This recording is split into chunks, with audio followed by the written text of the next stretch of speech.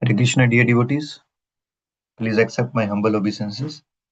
So, before we read, let's invoke the blessing of the Lord. Om Namo Bhagavate Vasudevaya. Om Namo Bhagavate Vasudevaya. Om Namo Bhagavate Vasudevaya.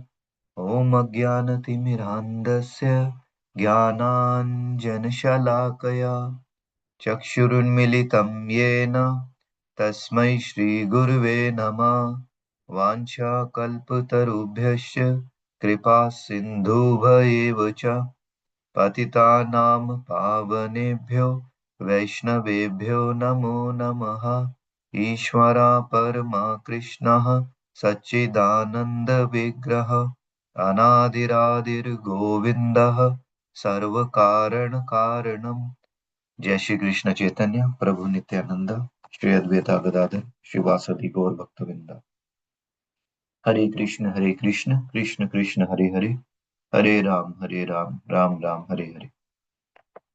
So we have been reading from Trinadapi Sunichina, book by Srila Gaur Govind Swami Maharaj. Srila Gaur Govind Swami Maharaj ki jai. Chapter name: Give up pride to develop Krishna Prem. Uddhava is very dear to Krishna. Similarly, in the Srimad Bhagavatam, you will find that Uddhava is described as very dear devotee of Krishna. Krishna himself has said to Uddhava, Na tatha me priyatama atma yonirna sankaraha na cha sankar rashno na shrir nevatma cha yatha bhavan. My dear Uddhava, neither Atma Jyotir, Atma Yonir, Lord Brahma, Sankara, Lord Shiva, Sankarshana, Lord Sankarshana, Shri, the goddess of fortune, nor indeed my own self is as dear to me as you are. Therefore, Krishna sent Uddhava to carry his message of love to the residents of Rajabhumi, to Nanda and Yashoda, and the damsels of Rajabhumi, who were all feeling acute pangs of separation from Krishna. Akrura came and took Rama and Krishna away from Vrajabhumi. While Krishna was leaving Vrajapura, the Vrajavasis felt acute pangs of separation, especially the gopis. They thought, we cannot survive. Krishna is our life and soul. Akrura is taking our life away. How can we survive? They rolled on the ground in front of the wheels of Akrura's chariot. We must die. Let the wheels roll over us. Let us die. We cannot survive. Krishna consoled them. No, no, no. I am going away. I have some work to do. Once I have finished, I will come back very soon. Please don't be so distressed. However, the gopis could not go to Krishna and he was not coming back. Next, always think of me. The gopis were feeling very acute pangs of separation, day and night. They were thinking of Krishna. In Gita, Krishna has said, Man banabhav mad bhakto mad yaji mam namaskuru. Always think of me. Offer worship to me. Pay obeisances to me. To think of Krishna at every moment. How is it possible? Who can do that? Krishna gave this most confidential instruction. Man manabhav. Keep me in your mind. Always think of me. Don't forget me even for a moment. How will it be? Is our stupid mind thinking of Krishna at every moment? Bhakti Vinod Thakur has written a song, Gopinatha, wherein he states, Mana je pagala mora na mane sasana. My mind is mad, stubborn, and disobedient. I have tried my best to exercise some control over it, but it is not accepting. Haraje manechi ami. I have failed. I admit defeat. Though Krishna has said, think of me, the stupid mind is not thinking of him. Rather, it is thinking of Suta Mita Ramani Ra Chinta. The stupid mind is thinking of our friends and bodily relations, not Krishna. Why is that so? This is because we have not developed love for Krishna. We have developed some love and affection for this body and bodily relations. Therefore, the stupid mind is thinking of them instead of thinking of Krishna. This is a matter of love, nothing else. Next, reciprocal love. The gopis have pure love for Krishna. There is not a tinge of jnana or aishwarya in it. It is pure love. In the same way as the gopis are constantly thinking of Krishna, Krishna also constantly think of them. There is reciprocation. Krishna is in Mathura and then gopis are in Vrajabhumi. Sometimes when Krishna is sleeping like a delirious madman, he is uttering Radhe, Radhe, Radhe, Gopi, Gopi, Gopi. It is a matter of love. This is the thought process. If you are very intensely thinking of someone, your thoughts will touch that person. We also experience this here in the material sphere. A mother has some love and affection for her son, and similarly, the son has some love and affection for his mother. The mother is always thinking, oh, my son is staying in San Diego, and I'm here in India, thousands of miles away. What is he doing now? While the son is eating some food, and sometime it sticks to his throat. What is that? What happened? Oh, perhaps someone is thinking of me. Maybe my mother is thinking of me. Just as gopis are always thinking of Krishna, similarly, he is always thinking of them. Krishna cannot go back, and gopis are not able to go to him. What can be done?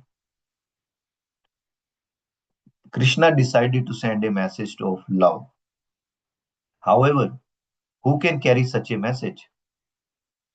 A very intimate person is needed. Therefore, Krishna called Uddhava, his very intimate friend. Na tatha me priyatatma atma yonir na sankaraha. Krishna told him,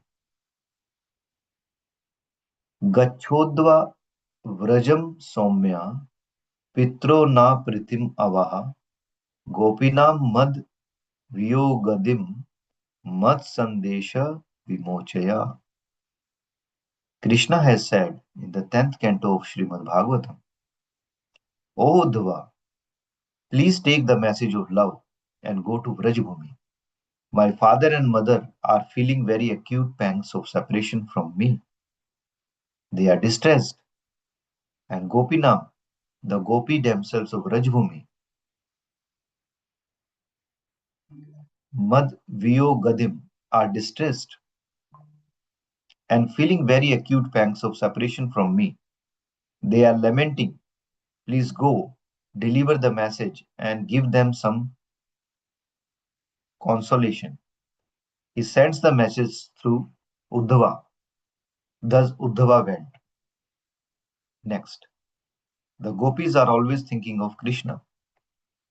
Ta man manaska tas prana madarthe tyakt dehina mam eva daitam preshtham atmanam manasa gataha.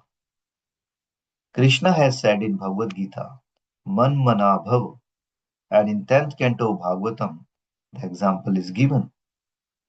Who's always thinking of me? Every moment. The gopis. He himself said, Ta man manaska trish prana. The gopis are always thinking of me. I am their life and soul, and they are my life and soul. Madharthe tyakt dehina, dehi, dehi, dehi kaha.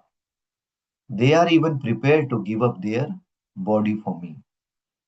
Mam eva daitam preshtham atmanam manasagata. They are always thinking of me.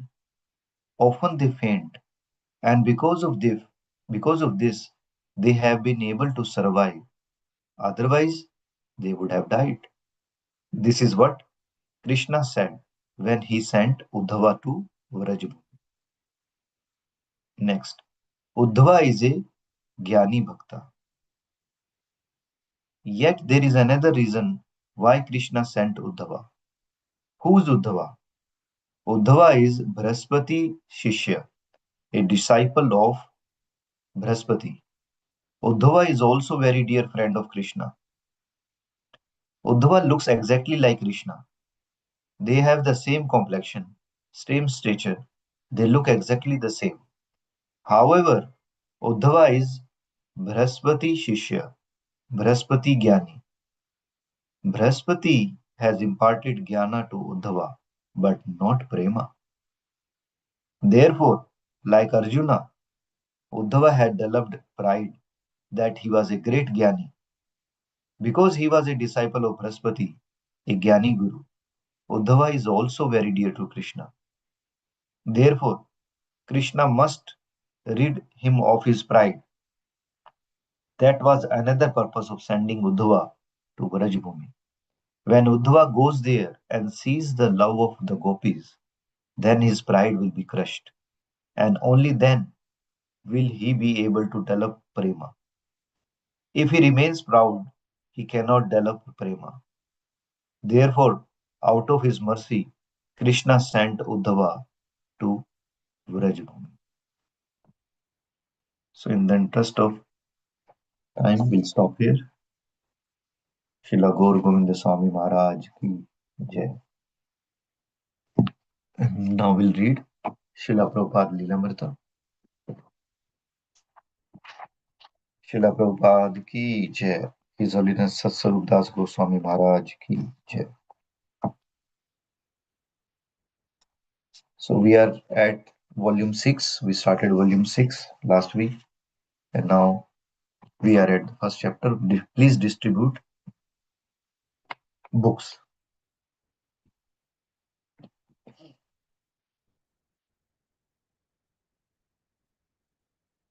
During this period of increasing book distribution, one of the Srila Prabhupada's newly initiated sannyasi concocted the idea that devotees should spend much more time studying. While visiting the New York temple, this sannyasi openly advocated that devotee read Srila Prabhupada books 5 to 8 hours daily. The temple was following a new schedule Srila Prabhupada had set up, with devotees attending the morning program, going out all the day for street chanting and book distribution, and returning in the evening for the class on Bhagavad Gita. But now controversy arose and an urgent phone call was placed to Srila Prabhupada in Los Angeles. When Prabhupada heard the details from his secretary, he immediately responded, quote, my reply is that this Sankirtan or street chanting must go on. It is our most important program. Lord Chaitanya's movement means Sankirtan movement. You may simply take 2 hours for chanting 16 rounds daily, 2 hours for reading congregationally, and balance of the time go out for Sankirtan. We must do both, reading books and distributing books. But distributing books is the main propaganda. Reading in class for 2 hours is sufficient. Another reading can be done in spare time if one has got it. It is not that one has to be always reading. 1 hour a morning for Bhagavatam class and 1 hour evening, either Bhagavad Gita or Nectar of Devotion, that is sufficient. Next, January 1972. You should always think of new outlets for distributing my books, Srila Prabhupada wrote to Jagadisha. And in new outlets, the devotees found shopping centers, malls, parking lots. They were meeting more people than ever before. By entering the malls and shopping centers, devotees plunged into the heart of American society, meeting pious and impious, rich and poor, black and white. Bookselling was still difficult, but devotees persevered, carrying their heavy book bags, distributing the literature they knew could solve all problems. The devotees saw the shoppers as so many walking victims of material energy, people living for sensual and mental pleasure, and therefore doomed to an inauspicious death. Any serious devotee could philosophically explain from Bhagavad Gita the predicament of the materialist. But now they were directly witnessing this plight. And by Srila Prabhupada's mercy, they were working hard to deliver the missing essence of transcendental knowledge to the bewildering souls. Then came the discovery of traveling from town to town to sell books. Some of the brahmacharis in Los Angeles had been feeling that by staying in the temple, they were wasting time they could be using for book distribution. So they loaded a van with Krishna books and went to areas where they could camp for a week, live a simpler life, distribute books as many hours a day as they liked.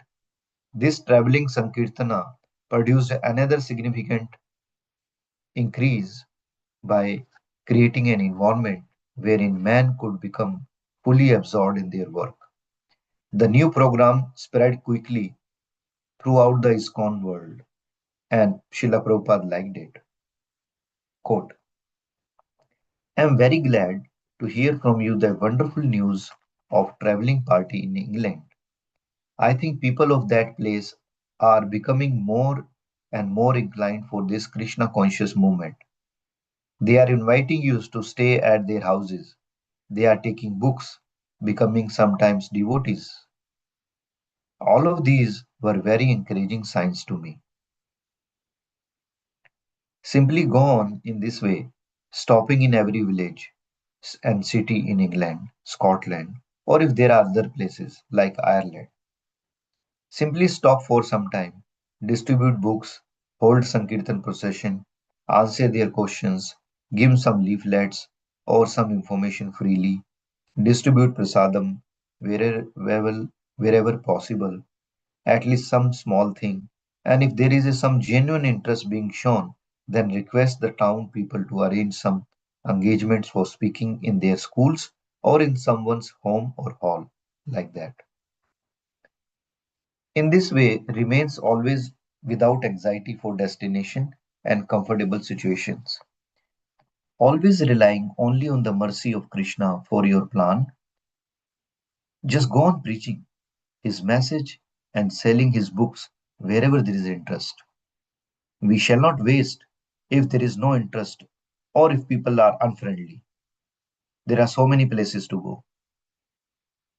Srila Prabhupada began saying that opening new centers was less important now that the traveling parties were combining the country. When he heard that the temple president in Vancouver had acquired a bus for traveling, he wrote, quote, I think we are becoming like a gigantic guerrilla warfare movement fighting with Maya. This traveling in buses is best means to drive away Maya and establish Krishna conscious all over the world. Prabhupada was glad to hear that temple presidents and zonal leaders were also going out with the traveling Sankirtan parties. The Vedic concept of the commander, he said, is that he must fight in front lines, not sit behind the scenes and shelter. Having already witnessed how some of his leading disciples had become bogged down by managing many things, He advised them all to travel and preach, distributing literatures wherever they went.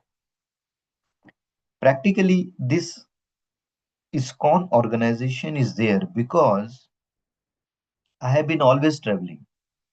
I never sat down in my old age. No.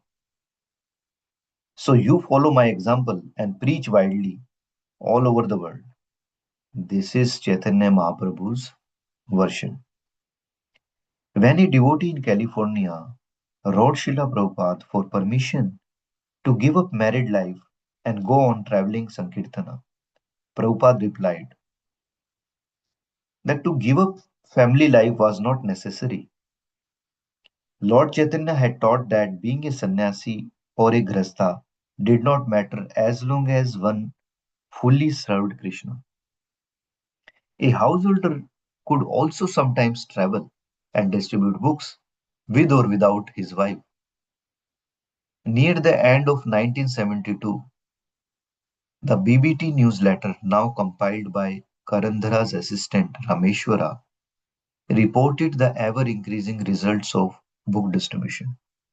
Quote, book distribution continues soaring to all time highs as more than 25 traveling SKP parties roam the countryside, affecting the lives of hundreds of thousands of conditioned souls.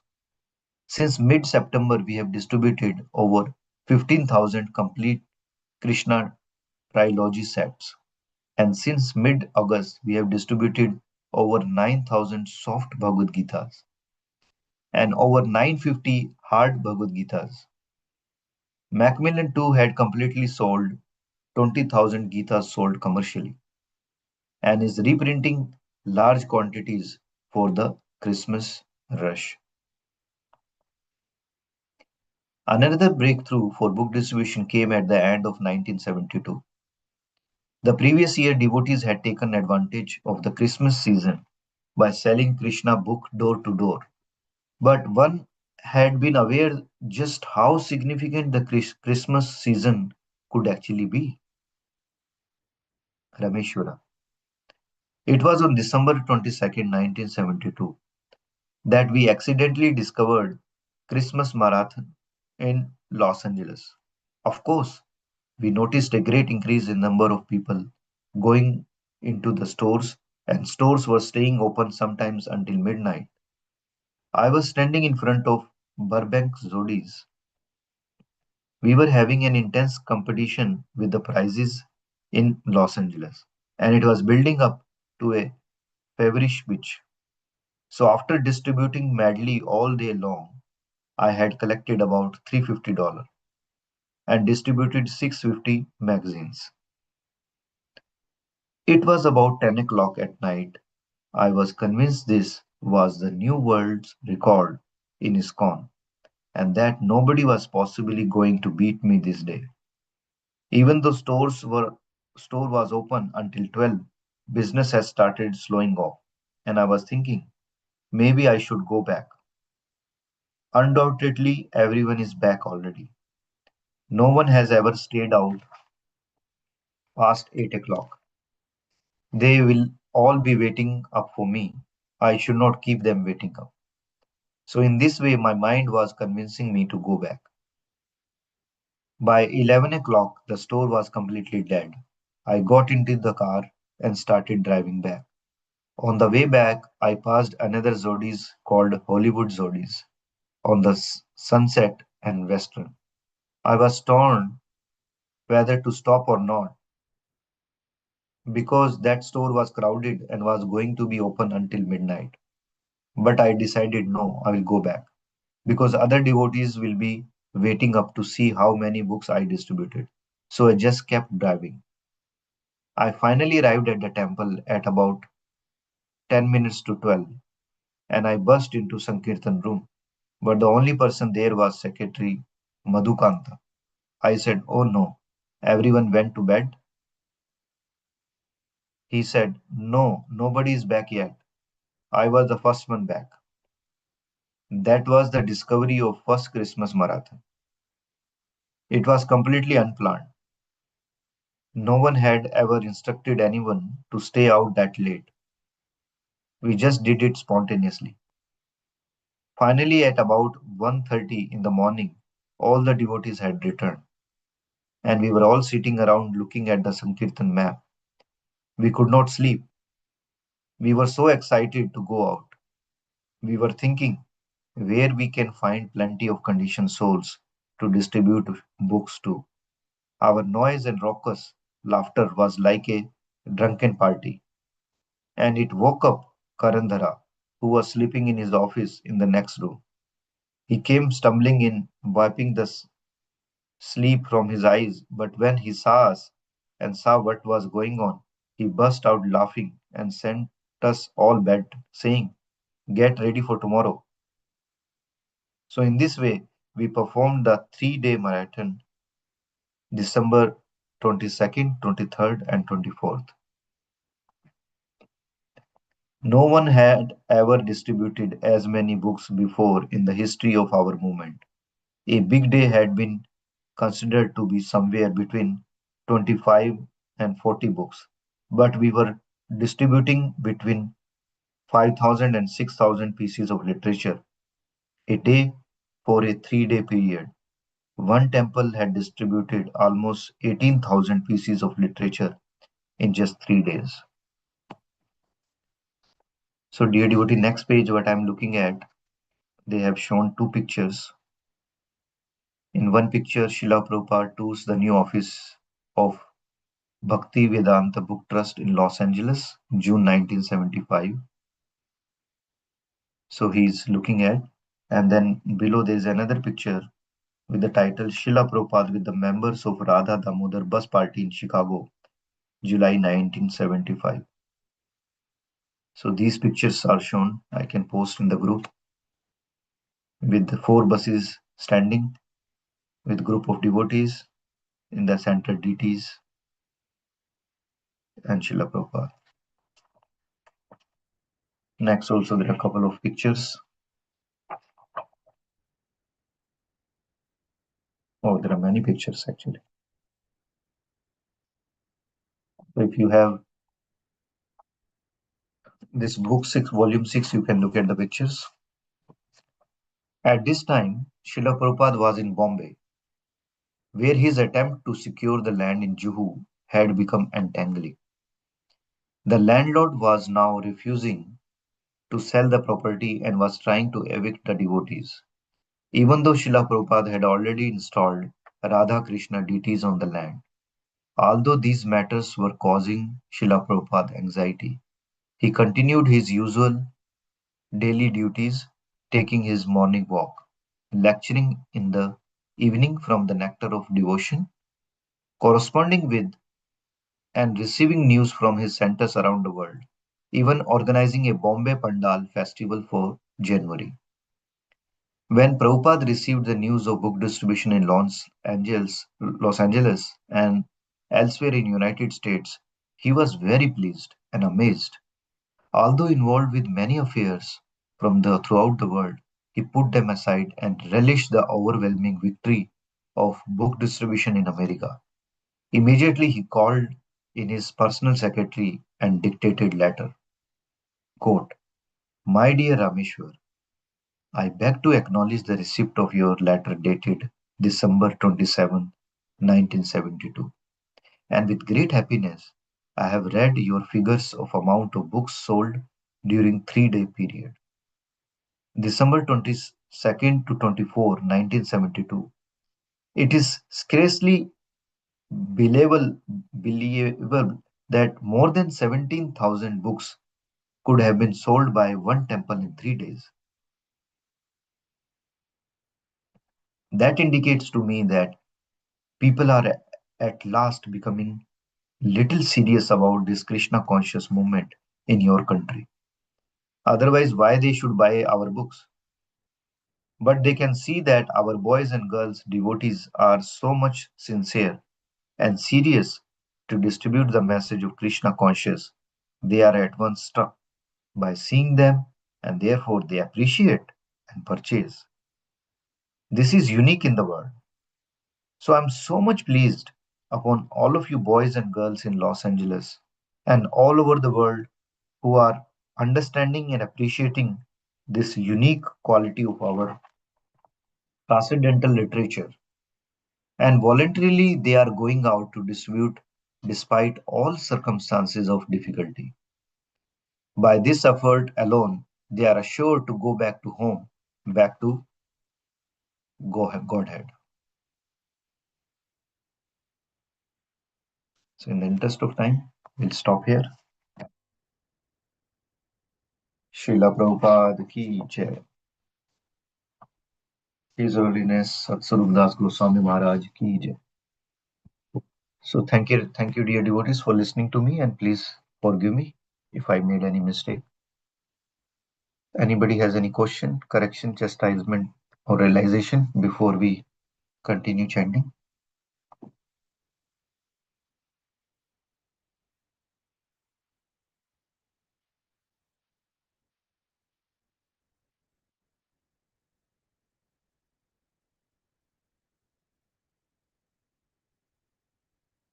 All right. So there is no question. We can wrap up. Vancha kalpatarubhesha kripa sindhu bhayavaja patita nam pavanebhyo vaishnavebhyo namo namo. Anant koti vaishnavinda